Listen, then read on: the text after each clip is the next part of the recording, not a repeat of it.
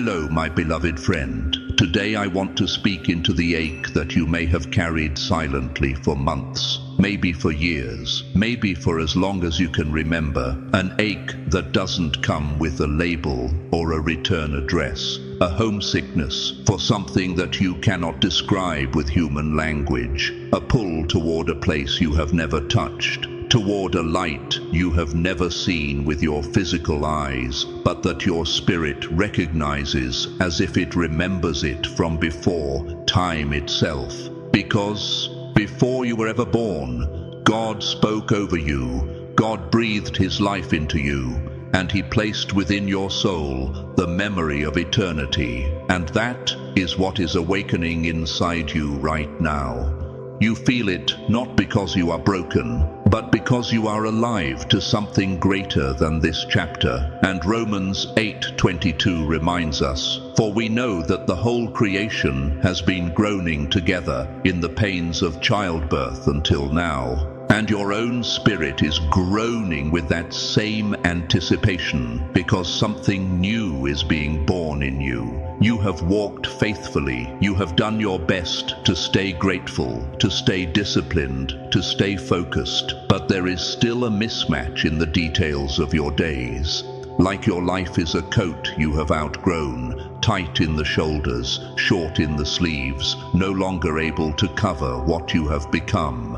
That is not ingratitude, that is growth. That is the Spirit of the living God, whispering that there is more. You are not delusional, you are not imagining it. This is not confusion, this is holy activation. Deuteronomy 1:6 recalls when the Lord spoke to Israel at Horeb. You have stayed long enough at this mountain. And maybe that is exactly what He is saying to you. You have stayed long enough in a season that was once good, but now cannot contain who you are becoming. This is why you feel restless. This is why the foods that once satisfied your soul now taste bland. This is why the conversations that used to feel comfortable now feel noisy. This is why your routines that once held you together now feel like cages. And no, it is not because you have failed. It is because you have outgrown. Just as the Israelites could not remain in Egypt after God whispered of a promised land, you too cannot remain in the same cycles when God has marked a new territory for your spirit. Joshua 1:9 declares, "Be strong and courageous. Do not be frightened and do not be dismayed, for the Lord your God is with you wherever you go." That promise is for you as much as it was for Joshua stepping into unknown land. So understand this. The tension you feel right now is evidence that your body is still walking in an old chapter, but your soul is already standing in the next one. That ache you have been calling restlessness is actually the distance between where you are and where God has already positioned your spirit. It is not a map coordinate. It is a frequency of life, a reality that fits, a divine rhythm that aligns with your true identity. And that is why you cannot get comfortable here, because you are not meant to stay. Philippians 3:13-14 says, "Forgetting what lies behind and straining forward to what lies ahead, I press on toward the goal for the prize of the upward call of God in Christ Jesus." That is exactly what your spirit is doing, even when your body is still catching up, pressing forward toward the upward call. Some of you will literally relocate, finding yourselves in new cities, new communities, new opportunities, doors opening in ways that seem impossible now, but will be undeniable when they arrive. For others, the relocation will be internal, a shift in identity, a shedding of labels that never truly belonged to you. A revelation that the life you have been living is too small for the fullness of who you are in Christ. Not because your life was bad, but because it no longer fits. The old you, the one who was still proving, the one who was still surviving, the one who was still rehearsing old wounds, needed that chapter. But the you who is emerging no longer does. And so you hear the whisper that will not stop. It is time. And though you try to quiet it with gratitude, lists and daily routines and reminders of how good you have it, your soul has already started traveling.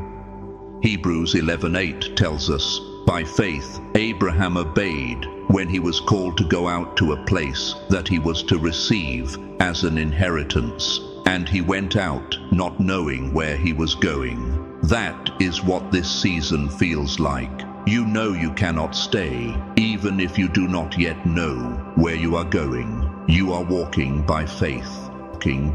And friend, that is holy. Do not ignore the ache. Do not dismiss the longing. Do not convince yourself to stay in a room that your soul has already left, because what you feel as emptiness is actually the clearing out of space for something real, something divine, something aligned. Isaiah 54:2 says, enlarge the place of your tent, stretch your tent curtains wide, do not hold back, lengthen your cords, strengthen your stakes. God is enlarging your territory, and the ache is part of that stretching. The reason you no longer have a taste for what once filled you is because you are being prepared for a feast you have never seen. The reason familiar places feel foreign is because you are being weaned off the old so you can step into the new. The reason relationships feel strained is because your spirit refuses to shrink itself to fit conversations that no longer match your calling. That is not destruction, that is construction. When God moves you, he often begins by making the old place uncomfortable. In Genesis 12:1, the Lord said to Abram, go from your country, your people, and your father's household to the land I will show you. Notice, he did not even tell Abram the full destination, only that it was time to move. And sometimes that is all you will get, a nudge, a whisper, an ache. But that is enough, because where you are going is not just a slightly improved version of your past. It is not just a cleaner room with the same silence. It is not just a shinier version of old cycles. Where you are going requires a new wineskin for the new wine God is pouring into you. This is why some friendships are fading. This is why old roles no longer feel right. This is why you feel the urge to declutter, to reset, to let go of what no longer serves you.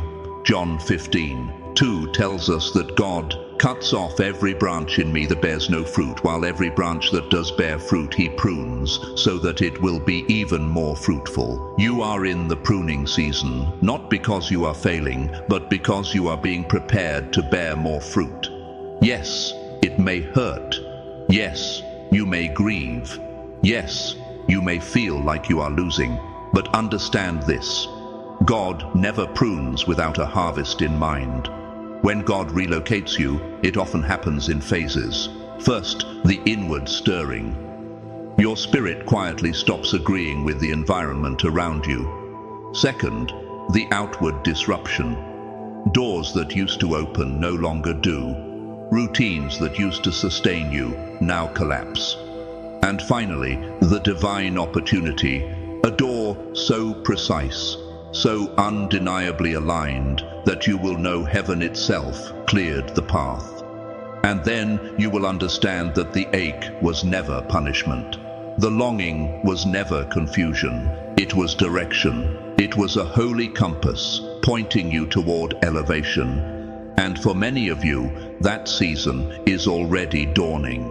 You will soon encounter people who understand you without translation, communities where your presence is not tolerated but celebrated, spaces where your gifts are not reduced but released, places where your peace is not a struggle but a foundation. Psalm 84 verse 5 says, "Blessed are those whose strength is in you, whose hearts are set on pilgrimage." You are on pilgrimage, my friend, not wandering without purpose, but walking toward destiny. And when you arrive, you will breathe differently, you will stand taller, you will laugh not just from your throat, but from the depths of your soul. And here is the miracle: you will not have to force it, because divine relocation does not require striving, it requires surrender. Proverbs 3:5-6 teaches, "Trust in the Lord with all your heart, and lean not on your own understanding. In all your ways submit to him, and he will make your paths straight." This is about trusting the whisper over the noise, the ache over the false peace, the pull of the Spirit over the comfort of old agreements. There is a place, a season, a chapter, an assignment where you will no longer feel like a guest in your own story, and it is not far. But before you can walk into it, God must free your hands from what you are still clutching. Even the good things, even the stable things, even the relationships you thought were permanent. Because the next chapter is not just about blessing, it is about alignment. There is an ecosystem of people, opportunities, and provision waiting for you that will sustain you, so you no longer have to beg for energy, fake your joy, or carry the weight alone. And when you step into it, you will understand that the ache was never about escape.